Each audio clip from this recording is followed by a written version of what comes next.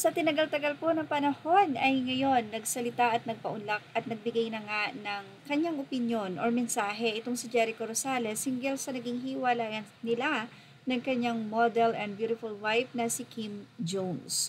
Actually, noong panahon ng bagyo sa Marikina ay tumulong pa ang mag-asawa doon, which is that time pala ay hiwalay na ang dalawa. Even sa pagpunta nila sa Star Magic ng ABS-CBN Ball, ay hiwalay na rin sila Jericho at Kim Jones doon. Kung mapapansin nyo, doon sa mga video nung nakaraan, ay hindi na nga sila ganoong parang as husband and wife. No? Hindi na sila ganoong ka-touchy sa isa't isa dahil that time ay magkaibigan na nga lang po sila.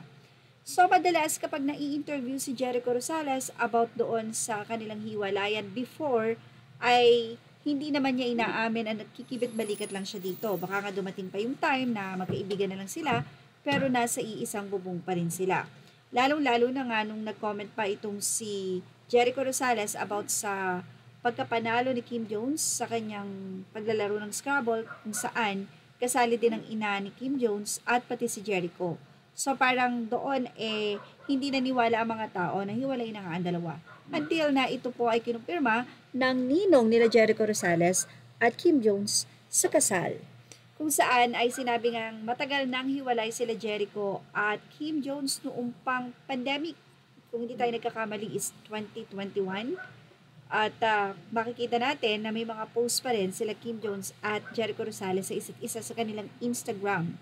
So talagang magtataka ka kung talagang hiwalay sila. Pero yun po ang totoo, hiwalay na nga sila at narito nga ang naging mensahe ni Jericho para sa mga naghihiwalay na hindi nagiging magkaibigan.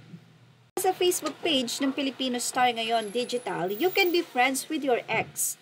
Yan ang naging saad ng aktor na si Jericho Rosales matapos mapag-usapan ang patungkol sa kanila ni Kim Jones. We thought that it was the perfect time because the goal was really to show people that we're good. We're really good.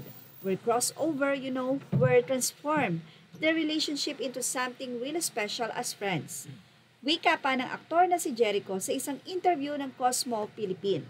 I think the best part was that it was considered a success when we felt that people understood and people saw that things like this can happen.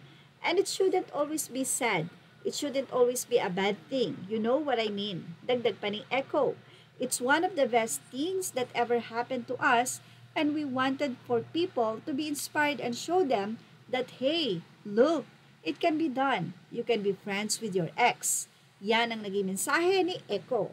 Well, good thing dahil wala ring anak sila Jericho at itong si Kim Jones. Pero si Jericho ay may sarili niyang anak.